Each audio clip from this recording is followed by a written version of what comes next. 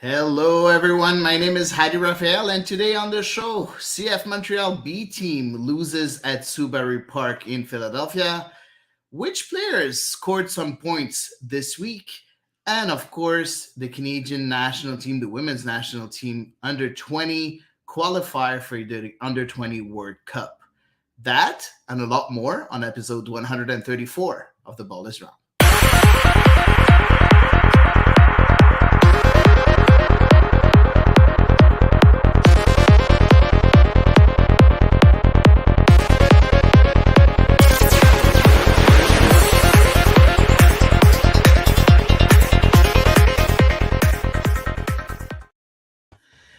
And I'm joined by my very good friends, Eve Powell and Elias Grigoriadis today. How are you, Eve? How was your week?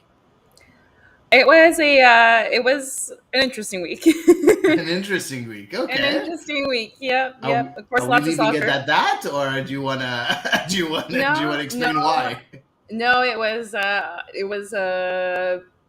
think I did three people's jobs at work this week, so it's one of those weeks. Yeah. It's Yeah. okay. And now you're doing a fourth one on the pod, so that's great. This is a labor of love. Oh, I love it. I love it. Elias, you're back. You're finally Yes. back. How was your Yeah. trip? I know you went to Oh, Spain. I know you went to it was incredible. France. Tell me Yeah, all it about was it. it was amazing. I got to see two games there. I got to go see a Barcelona game, and last minute we found some cheap tickets. I got to go to see a Real Madrid game. Oh, wow. Obviously the Nice. Barcelona game was more enjoyable. Um, they lost, but we got to see them lift the trophy, and it was a whole celebration. So it really was, especially given the fact that the new camp's gonna be closed for 3 years for renovations. It was definitely a bucket list item that's been ticked off. So that was amazing, and yeah, it was super fun. But I'm back now, and I'm glad to be amongst you all again.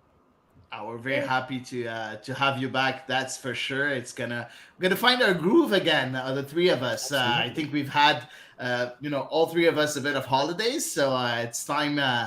It's time that we're back for a few weeks. So that's gonna be fun. Hmm. But first of all, let's talk about your European seasons. Are you satisfied of the season of Barcelona, Elias? We talked a bit about it, but now that the season is done and dusted, we can say it. Yeah. What's your level of satisfaction? Yes and no. I'm satisfied, but also not satisfied. I feel like they left some silverware on the table. Obviously, right? The 4-0 loss in the semifinals in the Copa del Rey. That's never good, It's a especially in a no-no. classical, especially against Madrid. But the fact that they won La Liga, it was that's a consistent effort, right? It's not just a burst of form you need to kind of get the job done. It's 38 games. It's crucial. So something like that is very encouraging. The fact that Xavi's kind of earning his stripes as a manager, and he's really starting to play the youth as we like to see have done. Um, and that they're in the running for another golden boy with Alejandro Balde. So, all in all, it's a good season, but the pressure is now to deliver more silverware next year. So Hmm. I'm very excited. Yeah, it is exciting and a new era, of course, of Exactly. Barcelona. That's for sure. With Busquets and Jordi Alba leaving, that's going to be fun to watch. Hopefully, they'll find some great Okay, players to Messi's coming replace back. them. So Messi's coming We'll back. see. We'll see about that. We'll see about that. Eve, tell me all about your Wolves. Are you relieved that the season is finally over? Because it's Yeah, been a tough year for you. absolutely. I was so thrilled when they secured safety. Obviously, they got spanked by an excellent Arsenal side to close out the season, uh, as was to be expected. But I gotta say, kind of a lot like Montreal, they have some big striker problems that need solving in the off season, for sure. So, going to be interesting to see if Lopetegi sticks around for the long term. But he certainly did the job by keeping them safe, and I think he got a lot out of a weirdly cobbled together squad. Okay, interesting, interesting. From my And side, Owen, very weird season because if at the beginning of the season you would have told me you're going to finish third in La Liga, I would have said, you know what, It's not great, but you know what? It's the minimum requirement. But looking at the way the team ended the season with four losses in the last 5 games, it was pretty tough. And the fact that they lost against Annecy in the quarterfinals of the French Cup, that was really, really a bad blow. So yeah, no, it very, very weird season for Marseille, and with Igor Tudor announcing that he's leaving the club, that's also a bit weird. It's been two coaches leaving after just 1 year with the club, so stability is You're used to wanted that. in a certain way. Yeah, exactly. Stability is wanted, so hopefully Feels like we'll see a bit more of that in the next few years. Pablo Longoria has a lot to do right now, but it's going to be an exciting off season because whenever there's movement, there's a bit It's more going to be a lot of excitement. it. Yeah. So there's going to be a lot of it, and I'm wearing a T-shirt to celebrate the only Champions League won by a French club, by Marseille, obviously. 30 years this year. So just to commemorate the only Champions League lifted by a French club, by my club, Olympique de Marseille. So that was a really good and festive day. If you see the images, like the whole city was like with a lot of fumies left and right. That was really, really impressive to watch. Cool. So that was nice. So that's it. Let's dive right into it. After gaining a draw against DC United in Washington, CF Montreal during the week, CF Montreal went straight to Philadelphia to play against the Union. After the game against DC, Losada was asked about rotation, and he answered that he's been doing a lot of rotations, making changes at halftime and using all his changes at every game. So we were expecting exactly that before the game against Philadelphia. But Losada surprised everybody with a very heavily rotated squad. So let's look at the lineup before that game against Philadelphia. So the lineup was James Pantemis in goal, Gabriele Corbo this time around playing on the right-hand side of the central defense, George Campbell playing in the middle, Robert Tuckelson playing as a left center back, Zachary Bougard playing as a right wing back, Elias Eliadis playing as a left wing back. In the middle of the pitch, Nathan Saliba and Bryce Duke playing really low on the pitch. As a number 10, Ahmed Hamdi, and up front, that was Lassi Lapalainen and Sunusi Ibrahim. On the bench, only no Mathieu Chouanière, no Rudy Camacho, no Victor Wanyama, no Shinonso Ofor, which was very surprising, but we've seen players like Aaron Herrera, Jules-Anthony Vilsan, and all the rest, obviously. So when you look at that starting 11, guys, what did you think of that decision from Hernan Losada, Yves? And do you think that he put even more pressure on the team and on himself for Wednesday's game? Absolutely. I think he put more pressure on himself for the coach, which I think is far regardless of was made in Philadelphia. I definitely expected a lot of rotation as far as, certainly not starting everybody who was starting, but I was surprised to see to not even dress your guy who's been your captain for the last many matches surprised me a lot. And as well, even a guy like Chinonso Ofor, who really I think could use continuing to get some matches in his legs. I think he would have benefited maybe from still getting some continuity and coming into that match, perhaps. Overall, I definitely expect a relative B squad coming into this one, just not maybe as B as it was. Okay, that's very interesting. So you weren't expecting such a full rotation. Unfortunately, your sound was a bit jumpy, so we were, I think, we understood most of it, or 90% of it, let's say. Elias, Oh, yay. would you have would you have done things differently, Elias, on looking at the stretch of games that CF Montreal has, and the remaining games that they have, and the importance of the Canadian Championship final? No, I don't. I'm not surprised that the squad was rotated. I'm not surprised that there was more rotation than what we've seen the last few weeks. The only thing that really surprised me is that he picked today or yesterday to finally give James Pantemis his first start since he got injured. I really would have thought that if it was going to happen in this run of games, it was going to be against Forge in the Canadian Championship, because again, we'll get it. We'll talk about it later, but I do think that kind of throwing him in the deep end right away with his first game back against arguably the strongest front three in MLS is a little bit on the unfair side. Goalkeeping is a very mental and it's a very psychological job, and that may have contributed towards part of the scoreline, part of his performance, and that was one thing that really surprised me. Aside from that, I wasn't too surprised about who was rotated. I was surprised not to see him on the bench at all, but in terms of the starting 11, I wasn't too shocked. And I think regarding Yeah, go ahead, Eve. Okay. I think regarding as well, like you mentioned, goalkeeping is a very psychological position, and I worry about interrupting the continuity because I think we can simply expect Pantemis to start in Vancouver, right? I hope. Or Sirwa to start in Vancouver. Yeah. And so interrupting his run randomly just seems odd, when he's not been in terrible form or anything like that, or carrying any injuries that we know of. So yeah, that also had me scratching my head.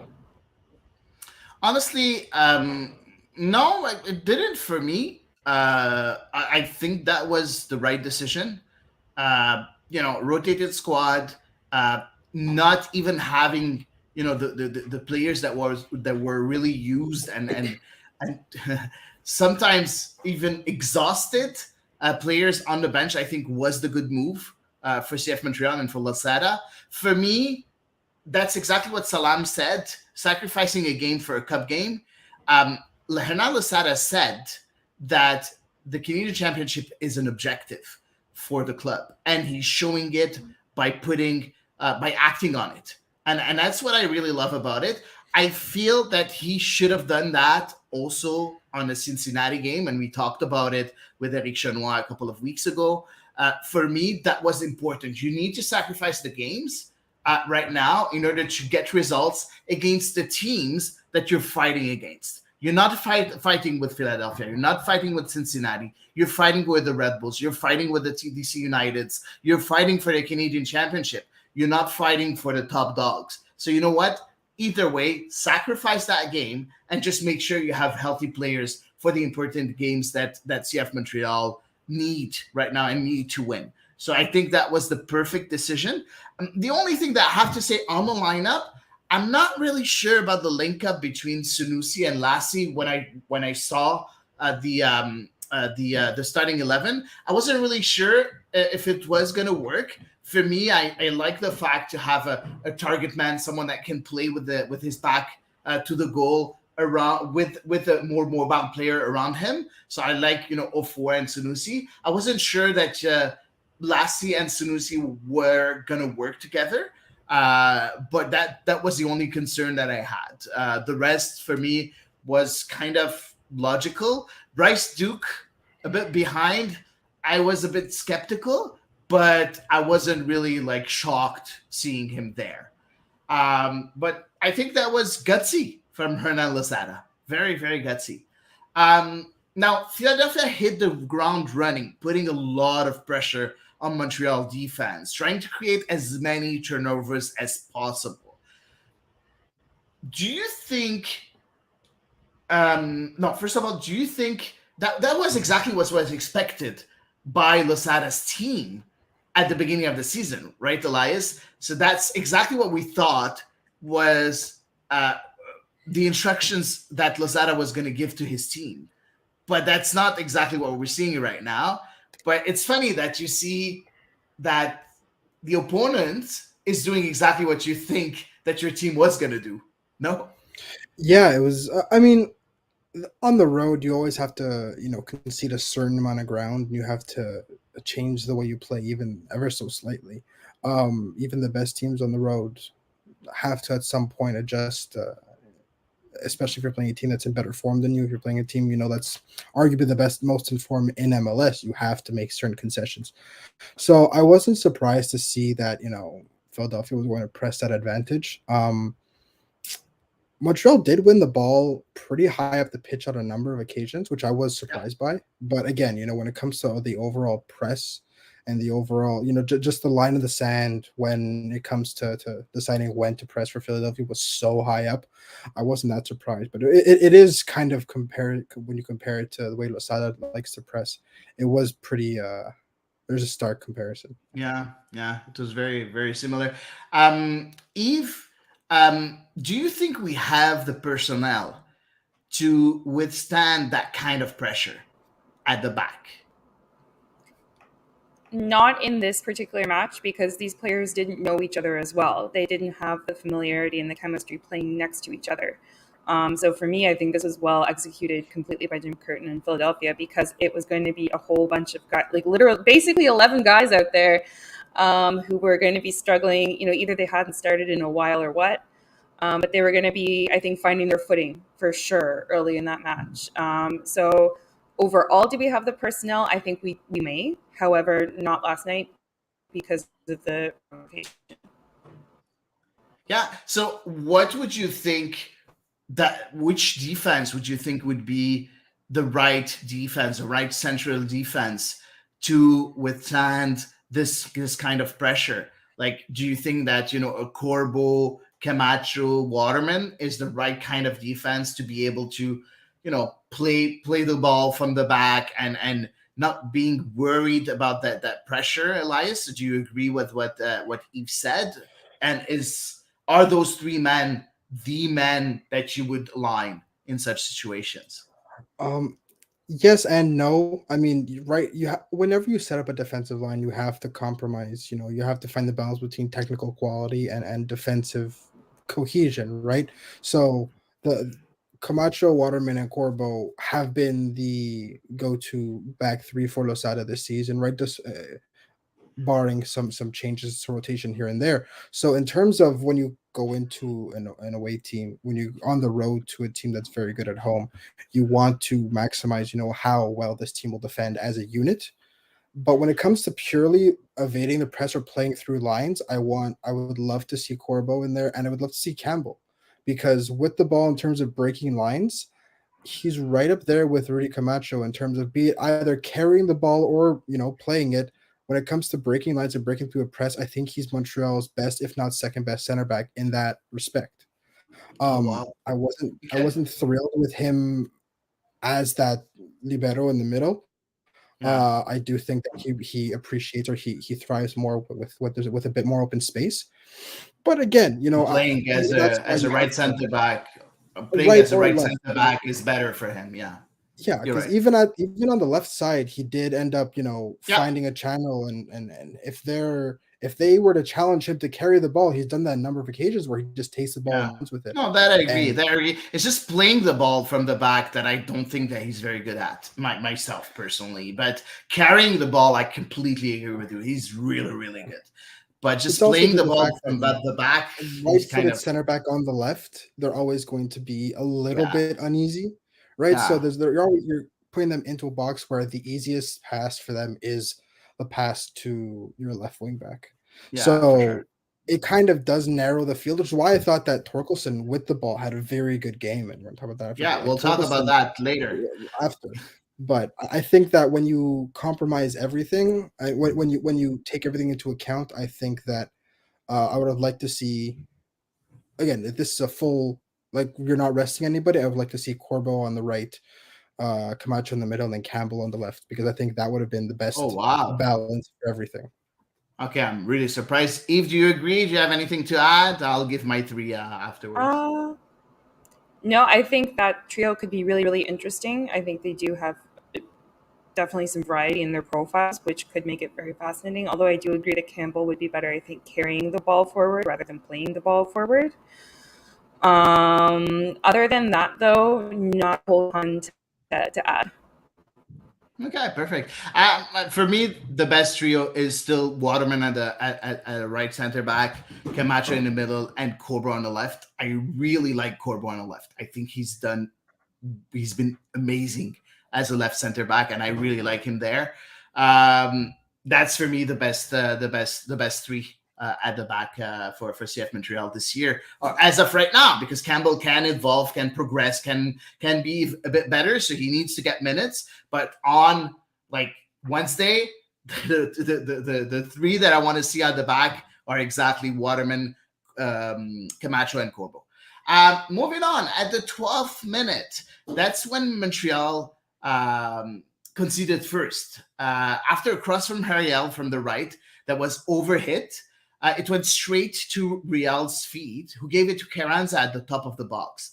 The 23-year-old Argentine played some tricks in front of Bryce Duke and put a perfect curled shot in the side netting. What an amazing goal by Julian Carranza. Is there anyone to blame on that goal, Eve?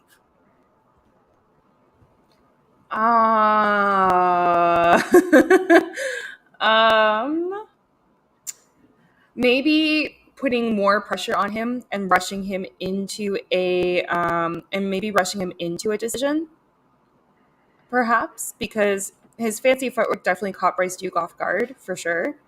So maybe if Bryce Duke had stepped up, it's so close, I wouldn't say necessarily foul him to break it up, but maybe just step a little closer to him and kind of force him into making a decision before he got the angle that he wanted. Elias, any comment? I know you're a former defender because you can't really play anymore, but like, what do you think about the defending of Bryce Duke? Sorry about that, man. Yeah, I mean, it's clearly someone who's not used to defending all that much, Exactly. especially in one-on-one situations, right? I would have hoped to see that, if he was to play in that 8 and not in that 10 position, that adjustments would be made to maybe give him a bit more support, especially like, if you recognize that he's in a one-on-one situation, you come over and help a bit sooner. But at the end of the day, an inch perfect shot is an inch perfect shot. And Exactly. at some point, right, again, we're going to talk about Pantemis later, but there's not much he could have done. I don't think Jonathan Siwa would have made that save in that position. Nobody would. At that point, you'll see the ball go into that corner, and you just have to, like, you tip your hat and you line up for kickoff. It's pretty much, a perfect shot is a perfect shot. Yeah, I completely agree with your analysis. For me, it was a perfect shot, and yes, of course, Bryce Duke is not a defender. He's not used to being in these situations. But I don't think he did a bad job, so that we can blame him on it. But it was just a perfect shot, and at one point, Especially goals when are you going have to be much time. conceded, right? So there are perfect shots where, unfortunately, you just stand up, you just applaud, and you say, you know what, good job. It's as simple as that. Now, after they conceded that first goal, Montreal didn't really shy away and really tried to come back into the game. We saw a lot of nice combinations. We saw Saliba doing a very good job in the middle, playing deep. Hamdi being very, very interesting up front as a number 10. Sunusi Ibrahim, running, making those runs forward, being available, which was really nice. Zachary Bogia really, showing some pace and really bringing what he's best at, as being very offensive as a right wing back. And even Elias really showing some really nice moves, at times. They were all very interesting in their respective role. Unfortunately, not a lot of situations in front of goal, except that block shot from ZBG on an Iliadis cross. When you look at that situation, do you think, Eve, that ZBG could have done something else on that situation where the shot was blocked around? I think it was the 14th minute. No, for me it was so heroic, that block. I mean, that was like Joel Waterman in the match against oh my god, who was it? Miami. Miami, yeah. It was like that. It was that heroic, like throw your body on the line kind of defensive block. And if it were a Montreal defender who had made that, we'd be standing up and applauding him and calling him a hero. So for me, no. Yeah, I agree. Completely agree. At the 19th minute, the Union won the ball right after Montreal throw-in. Gazdak tried a shot in a closed angle, but Pantemis was vigilant and saw the shot was off target. You can see him looking at the ball and seeing the shot off target. He didn't really had to make a save. A minute later, the ball is won by Ua. Sorry, I have trouble saying his name. By Ua from the ZBG. He shot it wide. 2 chances, but both shots were in some awkward angles, in my opinions. Elias, when you look at those 2 chances, it's funny because a lot of people were looking at those chances and saying, you know what, Montreal is not really good. We're going to concede 6 goals and everything. For me, it wasn't really clear-cut chances. Do you agree with me, Elias? Yeah, I mean, you see a team like Philly and you expect them to convert everything, which is why even half chances feel like, sitters. But yeah, I think that, they may have been a little dramatized in terms of just how serious, if you go from an analytical XG perspective, right? Then it's not high percentage chance, but it is still a solid chance. It's something you have to minimize as a defense. But again, it also boils down to the fact that, Philadelphia have this aura about them that they could finish from everywhere and they could score from, at will, which is They're in why great those form, chances too. seem like huge chances. But even when it comes to last year, you score 70 goals in MLS, you're going to get that reputation where you give them half a chance they're going to score, which is why people see half a chance and they go, Philadelphia should have scored that, because they have. There's reason, there's precedent to them scoring goals like that. So that's why everyone kind of saw those chances, and you a single beat of sweat and you get a little nervous, and it's understandable. And I was definitely nervous because Philadelphia is so deadly all the time. Yeah, I completely agree. Eve, were you a bit more worried at that point of the game? Because, again, yes, there were some chances. Montreal didn't have much, but they were playing well at that point, no? Why I said it though, I mean, Philly does not need very much to punish a team. They need a quarter of a chance. So whenever I'm playing against Philly, or I'm not playing evidently, whenever Montreal is playing against Philly, I am just going to be sitting there. My poor little fingernails are just going to be bitten down to nothing. Yeah, I worry. Just period, I worry. I think you always worry too much, in my opinion. Now, at the 30th minute, Turkison was able to beat the Union pressing, setting up an Ahmed Hamdi that had a lot of space. And he saw Sunusi on the run. Lassie could have taken the ball because he was on that trajectory, but he left it to Sunusi, who was in a better position. The Finnish international didn't stop his running, though. And that's what's really interesting. And that's when you see, that the team is finding its rhythm in a certain way. Ibrahim saw that run from Lassi Lapalainen and backheeled it right into his path. Lassi's shot was stopped by a rushing Andre Blake. Isn't that why Andre Blake is considered the best goalkeeper in CONCACAF? Oh my gosh, okay. Taking off my Montreal hat, I live for Andre Blake. He is a phenomenal goalkeeper. I mean, Philadelphia, they need to build him a statue the day he leaves their club, whether it's retirement or he moves on to greener pastures. Phenomenal goalkeeper. I can't say anything else, truly. Like, just a Montreal podcast, and I'm over here, I'm like Team Andre Blake. He's been immense. Yeah. Elias, I've read a lot of comments saying that Lassie's touch was a bit too heavy.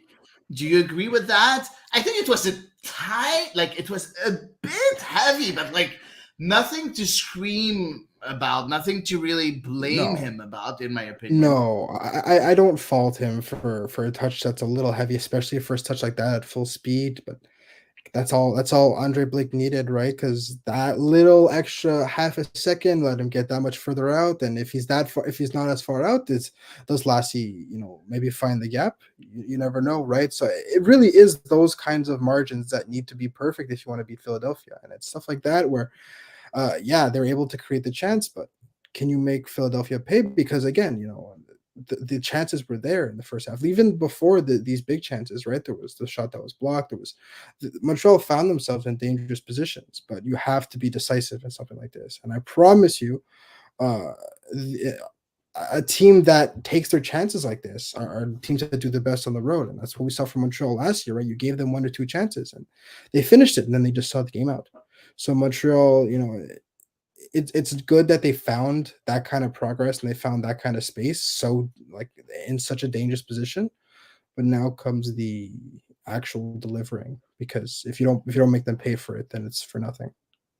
Yeah, I agree. And Montreal paid it cash right after at the 36th minute. Real triangle cross on the left from the left that didn't really look dangerous. It was just completely mishandled by Saliba, and it fell right on the feet of Hariel. The young American found a running Carranza, who tried a sizzling shot in front of the goal, hoping for a deflection from a teammate. That ball deflected off Torkelson and was parried as much as he can by James Pantemis. Ua followed through and scored the second goal in a very, very tight angle. Elias, was Pantemis weak on that shot? Because that was a deflection, but the shot wasn't really, really very powerful. So can we say that Pantemis could have handled it better? Yeah, in general, this was not his strongest performance. I think that goes without saying. Could he have done a bit better on that particular shot? Yeah, absolutely. Right. You in situations like that, do you deflect it out for a corner? Do you maybe smother the ball a bit? But again, it's the setting. It's the deflected shot. He had to react quickly. It's a combination of factors, and I don't blame him alone for it. Again, I think this goal was really a breakdown in defense, right? The deflection could have been handled better. The run could have been tracked. The shot, there could have been no turnover. The shot could have been blocked completely instead of just being deflected, right? It was a multitude of things that had to be taken into consideration. So I think that, yeah, Pantemis could have done better, but I think a lot of people in that situation could have and should have done better to prevent a goal like that, because it really was, first of all, that was kind of against the run of play a little bit at that moment. And second of all, it's a lot of avoidable mistakes, and those are mistakes that we saw Montreal make at the beginning of the season, and not so much, recently. So It's a that new was a little team. disappointing. It's a new starting It's a 11, so it's a new it's starting normal 11, that but those were the kinds of errors that you saw, and again, They're very all these fundamental players have errors. played. Yeah, exactly, right. And these are, yes, this is a team this is a 11 that hasn't played together a lot, but this is also a team that has been on a good run of form, especially defensively, have had a lot of good moments. They've had a lot of weird moments, a lot of not so great moments, but they've had significant improvement defensively as a unit, right? And just because you're not playing doesn't mean you're not part of that improvement, be it in training, be it, in terms of mentality, in terms of, just the positive energy you get from other people defending well. So I was a little disappointed to see that one go in, especially because of, the timing of it, which is what really kind of killed the game for me. yeah, it really killed the game. I completely agree. Now, I it's for me, it's some sort of a gray zone, that situation, because if if if James Pantemis would have handled the ball, we would really look at that situation saying, oh, you know what, he did well, but we wouldn't Yeah. really hail him as a hero or anything, right? So, but at one point, also, when you look at the situation and you see the deflection, I can't really blame him because he did parry it in a certain way, and it was tough to handle. So I'm a bit in a gray zone. I don't want to say Yeah. that he could have done better or whatever, but if he would have done better, I would have said, good job, but not more than that either. So it's a bit of a gray zone where I don't want to really point my finger at him, but I don't want to say, yeah, he couldn't have done anything. Do you agree with me, Eve? Yeah, actually, I do. I honestly do. I agree largely with Elias that a lot of the errors that led to this goal came Yeah, before James Pentemis touched the ball. yeah, This goal could have I been agree. prevented before he had to even get involved. Yeah. But I agree, like a deflection is never easy, I think, to navigate. And so, yeah, we thumbs up if he saved it. Unfortunately, he parried it, and unfortunately, it parried in an advantageous spot for the hosts. Now it was a very tight angle for Ua. Like it was a very tough shot to make, and he made it look so easy. What an amazing player he is! Philadelphia and their scouting department is Yes. just one of the best in the MLS. The scouting department of Honest to Philadelphia God, is not like normal. Not normal. It's very we strong. could be like a low key Philadelphia Union fan podcast. I say that no, like I've joined a couple of Philly podcasts. I was at Duke by the River last week actually, and like every time I go, I'm like I have so much respect for what your organization Yeah, has for put sure. together. Yeah, and again, we just had it obviously rubbed in our faces last night. It is what it is, like It Thierry is what Henry it used to say. is. At the 45th minute, Montreal showed again some really good flashes of creativity. Again, it all started with Torkelson finding Saliba in the middle, who quickly found Hamdi in a pocket of space. And that's, I think, was the go-to play, finding Hamdi in pocket of space. That was exactly what you needed to do in that game. The Egyptian brought the ball forward and gave a pass to Sunusi. Now, that pass was a bit behind Sunusi Ibrahim. What was really interesting by Ibrahim is that he realized that the pass was behind him, but he still found a way to really touch the ball just enough so that he brought it back to the Egyptian feet. And Hamdi was able to really look at his other option, found ZBG right into the box. ZBG tried a very hard move, a really trick shot, trying to really do some sort of a Zidane bicycle move, and unfortunately, it didn't really work. But that didn't look like a team that had given up just before halftime, right, Keith? No, I would agree with you. I would say it did kind of look like a team who definitely had not played together before, because things were just a little off. I credit the hustle for sure of Sanusi to make sure that the ball made it back to Hamdi after a less than ideal pass. Yeah, sorry from him. But no, I agree. They tried. They didn't put their heads down. The body language was good, despite having conceded late in the half. Interesting, interesting. I find you very tough on them. I don't think they were that the play was really disjointed or that. Yeah, of course they didn't play together that much. I agree with Yeah, you, but I feel that I there think was that was. more than just motivation. There was skill. There Yeah, was some sort of no, I structure agree. behind all Oh yeah, I agree. this. There was skill. Yeah, no, and that was probably the best sequence of play they had. Like if you look at constructing everything Yeah, from and that was also from the back to front. 30th minute. The 30th Yeah. minute with the one-on-one of No, Lassie. and So I that was and the two situations. that wasn't all right. Yeah, yeah, and then Yeah. unfortunately after that, well, we'll talk about the second half. Of course, we'll talk about the second half. Yeah. Elias, you look at that and it's halftime. Yeah. What would have been your words at halftime, Elias? Especially given the fact that they had just come off, coming back from 2-0 down against DC. Yes, this was a much taller task and a much better opponent, but you have to, I genuinely think they had a better first half against Philadelphia than they did against DC, right? They Yeah, created chances. Defensively, there was still, there were questions being asked, but going Really forward, they agree. created way more chances against Philadelphia than yeah, they did against DC. And they really did, because again, this is a Philadelphia side that was playing a new formation. They were playing three at the back when, they usually play a 4-4-2. So this was a Philadelphia that again was not super comfortable, right? We talk about how Montreal was not very comfortable with the people they played with, but this is a Philadelphia side that's maybe not be as comfortable or as game tested with their formation. Kai Wagner, who yeah. had to play at center back, They and changed their all these formation. It's different good that you exactly. They mentioned ended that. up playing. They played this similar formation in Montreal actually.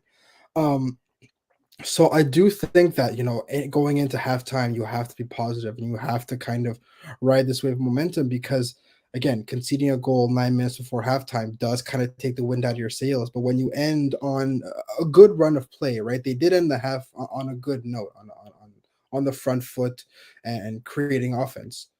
You have to go in positive, and again, we'll talk about this after, but you have to keep that kind of tempo, right? I Yeah. would not have made any changes at halftime, and we'll talk about subs after, but I was, you have to go into halftime trying to recreate what you just did, especially Yeah, on the road. I completely agree. Completely agree with everything that you said. And you know what? Tate agrees with you also. He said, I thought the team had a very good first half and deserved better than being down 2-0. Could Absolutely. easily have been 2-2. And you know what? I think that the chances that Montreal created were a lot more dangerous than even the chances on Philadelphia goals. Like those Yeah, chances yeah, were absolutely. clear-cut chances. And on Philadelphia goals, that was, a perfect curling shot from Carranza, and the other one was a goal with a Good clinical position. finish from Ua. So, in a way, yeah, I agree with Tate's comment. I think it was a very positive first half for a fully rotated squad. I really liked what I saw. I really, really liked what I saw. Now, at the half, and you talked a bit about it, Elias, Losada made 3 changes, with Waterman coming in for Elias, pushing Torkelson as a left wing back, and so Waterman playing on the right as a right center back, and Corbo switching as a left center back at that point. Um, Toy came in for Lassi Lapanainen up front, and Miljevic came in for Duke. When Miljevic came in, he was pushed on as a number 10, and Ahmed Hamdi was brought back to play next to Nathan Saliba. What did you think about the changes made by Hernan Losada, Eve? I mean, we've become pretty accustomed to seeing kind of, at least triple subs from Hernan Lozada at half. True. At least I should say, I guess, at least double, often triple. Um, so I wasn't terribly surprised to see several changes, especially as well knowing that there is another match to play on Wednesday, and even if some of those players maybe could have done better, they could still have an important role to play on Wednesday. So I certainly wasn't surprised to see some changes.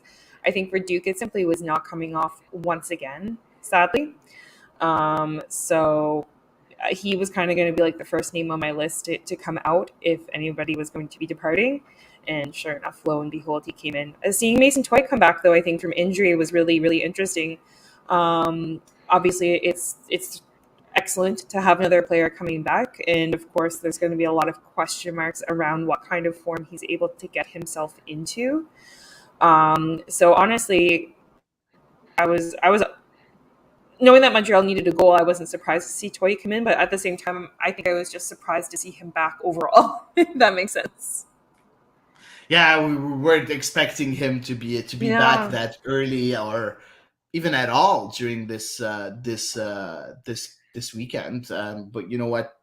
Good surprise, I think. And you know what? At the presser, we asked Hernan Lozada about the changes. And I loved his answer because he was very transparent. So, first of all, he said that Waterman was expected to come in at halftime. So, before the game, he knew that Waterman was going to give 45 minutes. So, that was already thought of. Later on, in 2 different answers, no, first of all, he said that he wanted Matko and Toy. He wanted to see Matko and Toy play a bit before the final on Wednesday to see if they can bring something to the table. Later on, in 2 different questions that were asked to Hernan Lozada, he said he liked what Lassi brought in the first half. And so that means that he just wanted to see Toy. That's how I interpret it. And the other thing, he said other subs made during halftime were made because some players weren't playing well. Any comments, Oh Elias? no. is that throwing Bryce Duke under the bus or not? Oh my I think god, that's it was a mean. little bit Huh? harsh, but at the same time, was he incorrect? Again, He I was not. wasn't. Yeah, at the same time, Iliadis coming off was not because he didn't play well. I think this was one of the better performances he's had, especially going forward. Right, he Yeah, showed once again how important having a left-footed player at left wing back is because a number of his crosses cause real problems. So on Bryce Duke's end, I see that being true. On Elias Iliadis' end, I wasn't a fan because not only did his substitution kind of take off someone who was doing well going forward, I feel like it blew up completely the structural integrity of the back line because then you had Robert Tolks pushed out wide. You yeah, had Joel yeah. Waterman, who again, I you guys know how much I rate Joel Waterman, but I think he had a terrible 45 minutes. Uh, and I think that substitution or the substitutions made kind of really surprised me because I don't think that there was a problem with the back line per se. And we know, again, like you said, we know how much Hernando Sada likes to make his halftime adjustments. And good on him for, clearly seeing it's 2-0 and that the game was, if not killed, about to be killed. So, you swing for the fences, you try something new. And sometimes it doesn't work, sometimes it doesn't come off. But yeah, I was a little disappointed to see Lassie and Iliadis come off, who were, two bright spots. But at the same time, we got to see Matko. We got to see more Robert Torkelson in a different I could have spot. done We got without to seeing see Mako. Mason Toy. You guys are so mean to Matko. I love Matko. No, we'll But talk about Matko a bit later. We'll talk about Matko a bit later. But you know what? I really didn't like Bryce Duke in that game. I think yeah, I yes, agree. most of the time he was transparent in the last few games, but in that game, I feel that he doesn't have the physicality to play in that position. He was a bit frail, fragile, and every time there was a physical challenge on him, he wasn't able to really go through it and do something with the ball. He would lose the ball instantly. And for me, if you're not able to physically withstand that kind of challenge, the physical challenges, you cannot play deep in the middle of the pitch. That's as simple as that. And that's something that we used to say about Mathieu Chouanier when he first started in MLS, saying you can't play in the middle of the pitch because you're not strong enough. And for me, And Bryce Duke, so, no, the improvement can happen. yeah, exactly. Improvement can happen. I think that Bryce Duke, it works for him when he plays up front as a number 10, but, playing In the next to a number trenches, kind of. 6, it's a bit tough. It's a bit tough for him. Yeah. And I didn't really like his game. But I agree with what you said also, Elias. So Lassie, it was a bit surprising to see him go off. And I think the most important thing is seeing Hamdi moved to that To role of 10, number to the 8. 8. Yeah. And that was, I think, a bad decision because he was doing so well as a number 10. That was the first positive performance for Ahmed Hamdi since the In first a game that he long played time. with the club. Ages. Yeah. Yeah. Well, there was that The time he first game scored that he those played goals with the against club. Cincy. But that was probably Exactly. Yeah. Exactly. So I don't know. I don't know what really happened. Maybe he thought that Hamdi would have been able to be as good as a number 8 in this game than what he was as a number 10. But it's tough. It's tough when you have a player that's really finding his feet. Like, do not change in position. Just keep him there. That's I think the what problem is that when you put in Matko, he's Yeah. going to go to the number 10 spot. Like, it's He You know cannot what I play. mean? He cannot play deep. He Ex- cannot play no, no, no. Oh my God, no. deep. So like, I think if you he'd have play to- deep better than Duke would, though. I think he'd be better Really? because he So did you play. would have no, put God, no, no, God, no. you He would played do a it- he straight played it- swap. Oh, You would do God. a straight swap Duke Miljevic in that game. Yeah, and they keep Hamdi Really? at 10. Wow. Okay. Elias. You said it. You said right, and Losada said it as well. There was nobody that was none of the 10s right now are being decisive. None of the 10s No. We'll are talk being about able this to later. receive the ball and turn, right? Hamdi was the only one doing that, right? He was picking the ball up in space, he was turning, and he was attacking the back line, Wow. which is something you never saw from any of the 10s all season. You didn't see it from I Sean, agree. you didn't see Rail, you didn't I see it agree. from Bryce Duke, you didn't see it from the little we've seen Matko. Mathieu Chouinard was the only one that picks the ball up in the midfield and runs at defenses, and he's not a 10. Yeah. We've been over this. He's not a lone 10 at least. Matko has played at the 8 under Nasi. It was brief and it was in a cameo, but he has done it before. I do think that physically he's more advanced than Bryce Duke is. I agree. Yeah. It's again, neither of them are what I consider to be, strong or physical. But when it comes to deal with the physicality of the midfield, I do think that Matko would be better suited. The only difference is I think that Hamdi is better in the build-up He of would just play, go on the and ground. Matko is better. But then they don't lose I'm the ball sorry, I've been thinking it the whole time. There's nobody that wins a foul more than Matko. So yeah, if he falls and draws a foul, it's not like he muscled the guy. But off if he the falls ball, and draws a but foul, he's that they much have closer possession. to them. If he falls and then the ref's over him falling to the ground 75 times, he's that much closer to the Montreal defense. If the play continues and he's down there like waving his hands at the ref, doing nothing.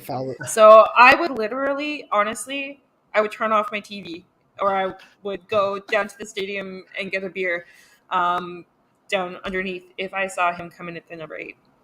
I'm pretty sure you wouldn't. You never do that, Eve. I'm pretty sure you watch all the games until the end. Okay, well, I would watch it at least like this, and there would have to be a drink in my hand to get me through it. I can't believe that. I can't believe that. Now, you know what? I understand where you're coming from, Elias. Playing Matko as a number 8 next to Saliba in this instance. I understand the idea behind it. The problem is with Matko is that he doesn't release the ball very quickly. He likes to have the ball in his feet, and that's very problematic. Which is why Hamdi is at the 8, because he can build up. Exactly, but not only that. If you lose the ball that deep, you're giving clear-cut chances to the opposition, and that's something that really makes me sweat. Like, I'm really afraid of that. Seeing Matko Miljevic playing deep would be a nightmare, in my opinion. But if he learns and if he's able to really release the ball very quickly, play one touch, then you know what? He has the physical attributes to play deep. I agree with that. Now, is he able to release the ball quickly? That's the question, in my opinion. Now, of course, the team seemed a bit unbalanced with all these changes. And you know what? It's easy for us to, point out the mistakes of Hernan Losada after the fact. It's very easy. But, on the pitch, it showed right away that the team was unbalanced. And that, I think, for the first time this year, Hernan Losada didn't change the game with his substitutions, didn't change the course of the game with his substitutions. Every time he made... Positively, exactly. Sorry, I forgot the adjective. Yeah, so I think it was the first time that it wasn't positive, and for me, I take that with a grain of salt, because I'm like, you know what? Maybe he now learned the fact that not every time you do changes, it's going to create a positive momentum, and I think that's going to be good for his learning process in the future. And nothing really happened until the 60th minute after that first half, second half. The Union accelerated the play with Flack passing the ball forward to Carranza, who made a 1-2 with Gastak and attempted a shot on goal. That ball deflected off Corbo, then off Waterman's back, and lobbed James Pantemis. Yeah, oh my God. What an unlucky turn of events for CF Montreal. The gods seem to be against Montreal yesterday, right, Eve? Yeah, that was such an ugly goal. Like, that was horrendous. Like, the only thing that would have made it more ugly was, like, if it had come off of Waterman's arse last. Oh, you know what? Yeah. It touches the crossbar, then goes back the back of his head. Onto the back of his head. Like, I think that would have been a bit worse. Yeah, Yeah, you're right. Those are bad ones. But with no, with two deflections like that. like That's no, no. nothing you can do. Nothing you can do. No, for sure, you can't get your footing between the deflections like that. Nothing at all that could have been done on this one for Yeah. sure, 100%. And even if Montreal wanted to do something, and we saw it in midweek, Montreal was able to come back from a 2-0 lead to gain a draw and to draw 2-2 against DC United. With that third goal, I think it was obvious that it was the end for CF And I mean, Montreal. let's face it, you have to I'm not questioning how focused the players were, but at the same time, at 3-0, it's kind of like, well, there's Wednesday. Yeah, exactly. I completely agree. And Elias, at the 65th minute, there was another situation. Glesnes found a running Ua, crossed the ball low to Gazdag. That cross was intercepted by George Campbell, someone that you rate very highly, who made a mess of it. Horrible. And it fell directly to Carranza, completely alone at the penalty spot. And thank God the Argentine missed the target. Now, Pantemis did rush forward and made it a lot more difficult for the Argentine striker. At that point, do you think the team gave up at the 65th minute, Elias? No, I don't think they gave up. I do think that they kind of conceded, though, right? I do think that they acknowledged that this game is dead. Not in the way that they're going to get destroyed, but in the way that it was just limiting damages. The remote possibility of a point. Exactly, it's limiting damages. Even getting a point now was kind of out of reach. The objective now was not making it a New England or Vancouver type loss where they were played off the pitch decisively and humiliated, right? Because it is 3-0. I don't think they were humiliated. I don't think they were played off the pitch. They were definitely the second best team in the second half. But when you look at the overall 90 minutes, I absolutely do not believe that they were dominated or played off the field, as I just said. So I think they kind of acknowledged that and said, look, let's leave here with at least some of our dignity and get ready for Wednesday. What? I agree with you, but I think that Eve doesn't. Well, I mean, excellent teams finish the chances that they get. And I'll say this. I'll say the third goal was, a fluke. But it's an excellent team, Eve. Of course, it is an excellent team. It is fact. Sometimes the gods are just on your side when you're not good. Excellent teams are going to finish the chances that they get. So I think there are phases definitely where Philadelphia was completely in the driver's seat over Montreal. I do think they did put up an admirable fight in the first half. But in the second half, it really did feel like a foregone conclusion.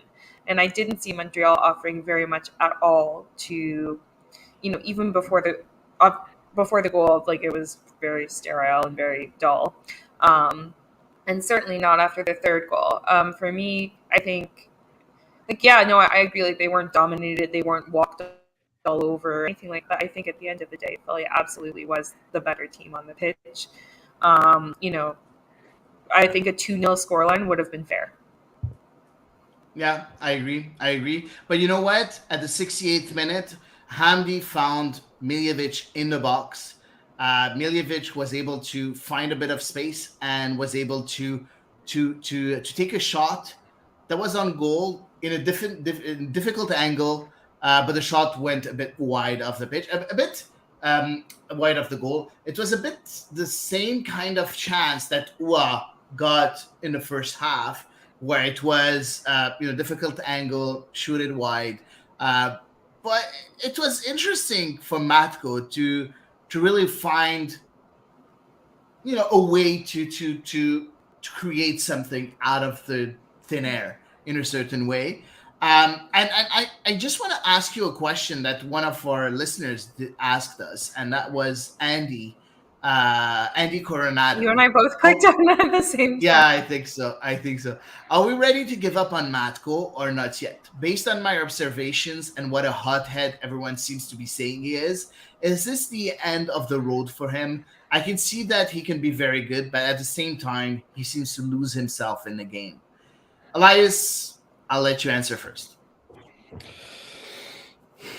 I it's difficult, right? Because nobody has had any kind of impact at the 10 position.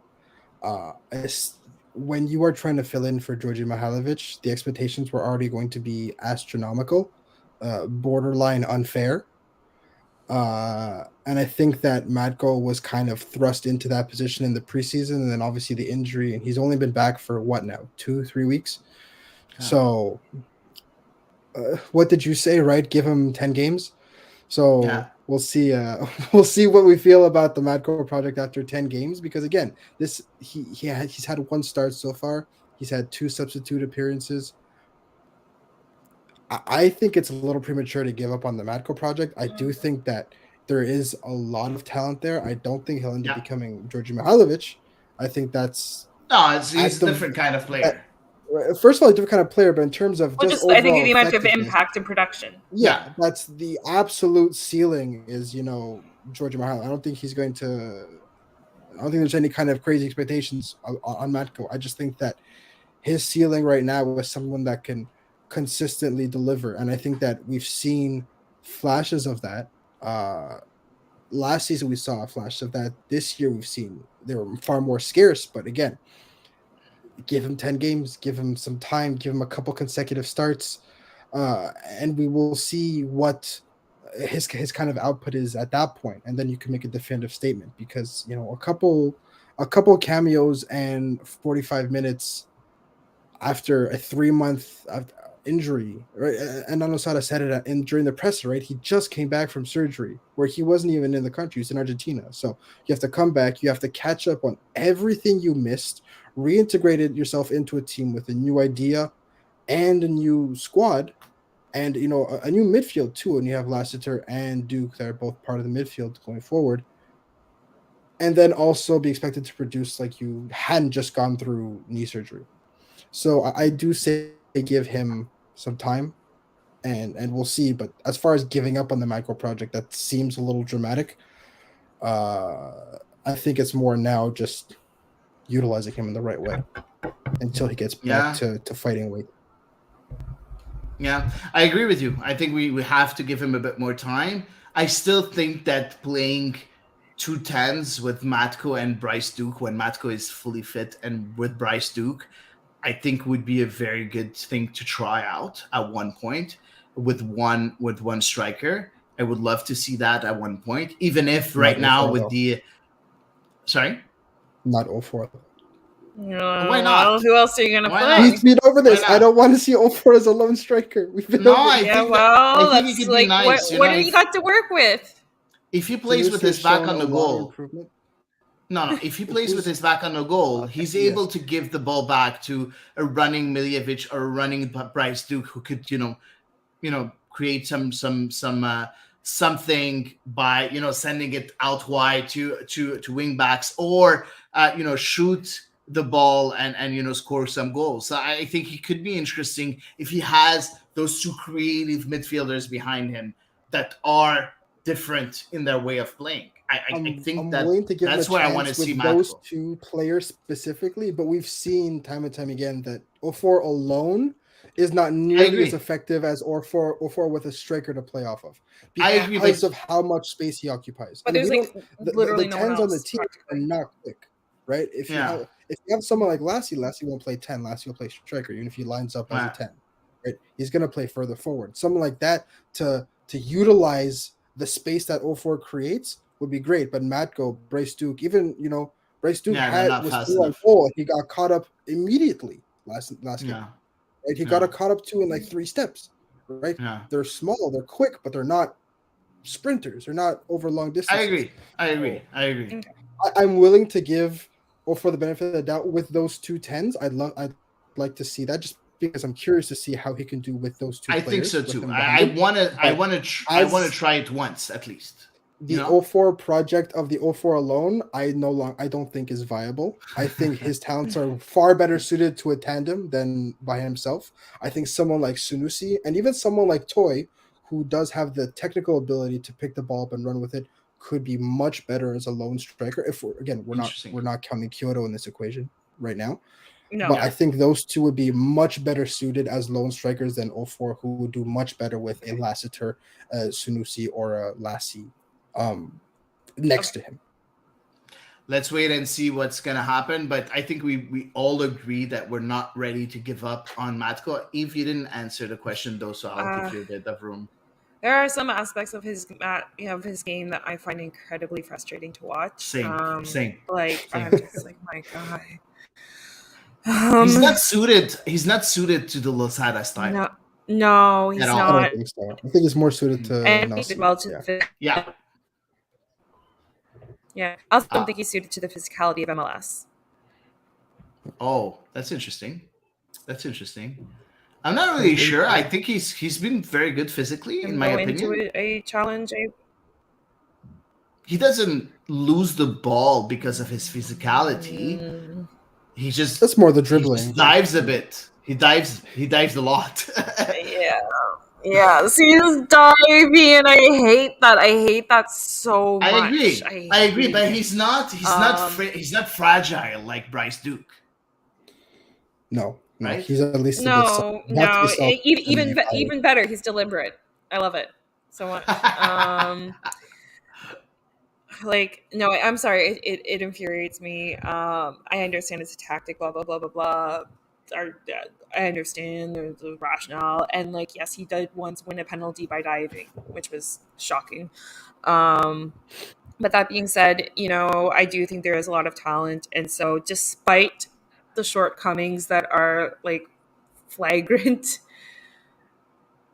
I will hold out on the project. Yeah. Now, there was a couple of, there was a shot on goal from Gazdag that was saved by Pentemis at the 70th. On the 78th, the Union won a corner. Elliot tried to put it in, but it was pushed away awkwardly by George Campbell. Gazdag gave it back to Elliot. He had an open net, completely open net, Jack Elliott. His shot was saved by Joel Waterman on the line. So when you say, Elias, that he had a terrible 45 minutes, he saved the goal in a certain way. So, I think the word terrible is a bit too harsh. I agree that he wasn't at his best. But you know what? You need to be able to know your positioning in order to stand. Yes, I will concede that he saved the goal. I will concede he saved the goal. And that's his job, right? So, yeah. Yeah. So, and there was one goal conceded by CF Montreal when Waterman was on the pitch, and that's the deflected goal. So, at the end of the day, you can say whatever you want. Are you going to tell me right now that there were fewer chances in the first half than in the second half? But that's I am not behind this argument. Yeah, I'm not here for this argument. It's not because of Joel Waterman. I think that Joel Waterman is being targeted by the CF Montreal fan base, and I don't agree with it at all. I really don't agree with it. He's not terrible. I will go to bat for Joel Waterman. I think he's been one of the best pickups of this Olivier Renard era. I think he's arguably the most promising center back and probably the most well-rounded center back on this team.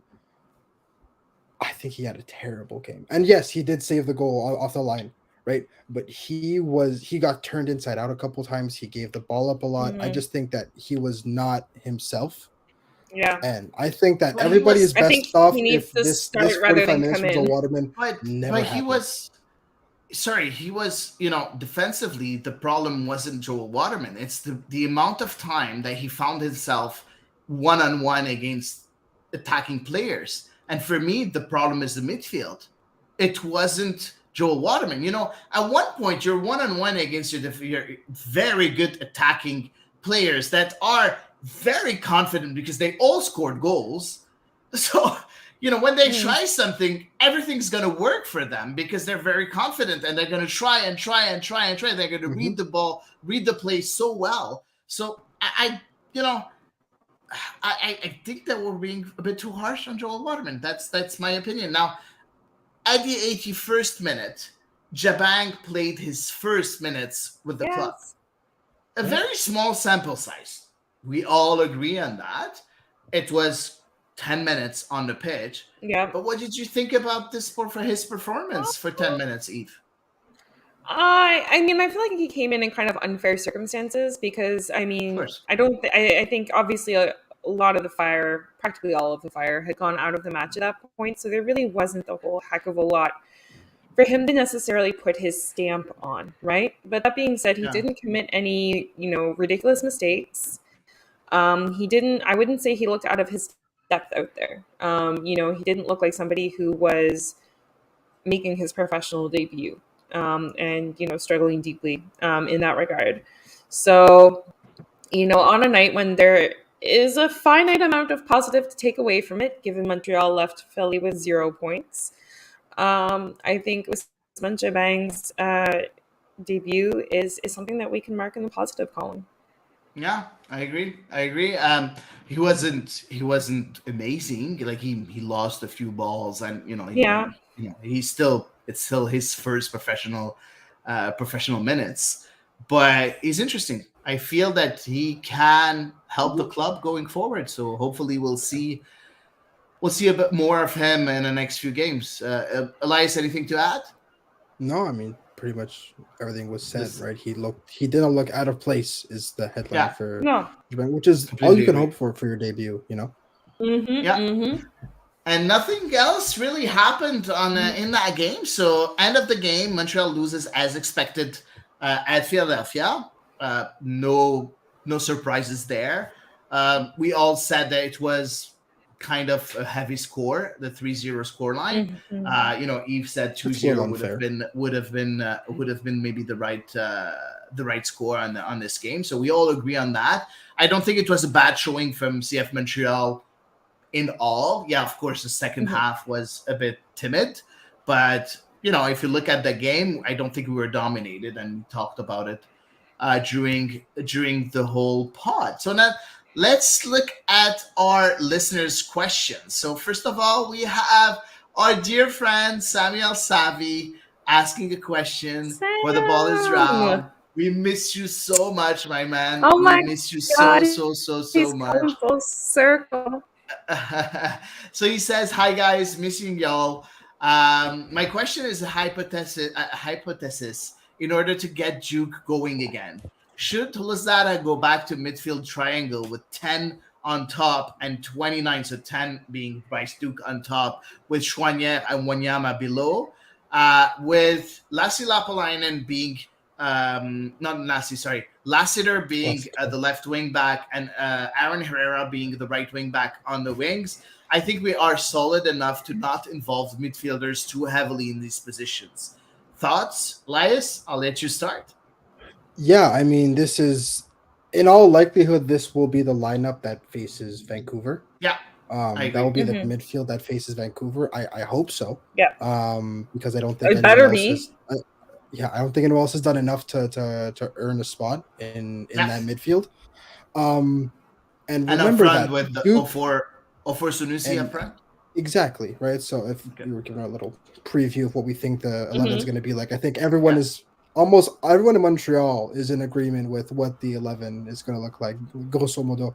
And I think that, Bryce Duke has shown to get along really well with Aaron Herrera on that right side of the midfield, right? And Mathieu Choinière has done very well on that left side of the midfield. So I think that, whether it be Wanyama as the lone pivot and then Choinière and Duke are getting up, whether it's Choinière and Wanyama as double pivots and Duke is in the middle, I think the most important part is to play to Duke's strengths, especially when building from the midfield into the final third, because he is going to give you maybe not the killer pass, but the pass before that killer pass. Right, he is going to get those secondary assists. He is going to get those key passes that create chances. So I think that you have to kind of utilize him. If he has trouble receiving the ball with his back to the net and turning, then you can't play him as the lone 10 because we've seen in the last few games where he hasn't really done that well as a lone 10. That being said, though, I think in the midfield, his partnership with Victor Wanyama has been very good. And the fact that Wanyama hasn't played as many games recently has definitely contributed to Bryce Duke's form. Like, there's definitely a correlation between the lack of Wanyama minutes and the lack of effective Duke that we've seen. So I think that having Aaron Herrera out wide, I think that having Victor Wanyama in the midfield will kind of be a breath of fresh air. So I'm hoping, I think a lot of people are going to be looking to Duke to be like, these are your ideal conditions. So please, go cook. But except it's on the turf in Vancouver. Except it's on the turf in Vancouver. So I mean, at least Samuel Piet won't be out there. So he's that's fine. But at the same time, it's the turf in Vancouver. So yeah. Who the hell knows? I mean, it's not a bad turf. It's turf, but it's not a bad turf. It's not. No, it is not a bad turf. It's no New England. Yeah, exactly. It's not old Olympic Stadium, but no. I'll follow up with GF Rousseau's question, and that's for you, Yves. The obvious question: what is your starting 11 for Wednesday's final Canadian Championship? The important question: who should CF Montreal target to replace Kyoto? Because I don't think we have that player in our current lineup. Looking forward to tonight's show, so I hope you're listening, GF. So, Yves, can you answer the obvious question and the important question? So, obvious question, I think we kind of discussed already the midfield lineup. Ideally, I think we will have a Waterman, Camacho, Corbo because it was effective, and I think so the terrible Waterman gets a start then. Oh my God. When did I say that he was terrible? It was not me who said he was terrible. I love Joel Waterman. Stop. I'm joking, Yves. I'm joking. I just wanted to pick pick on Elias. On Elias.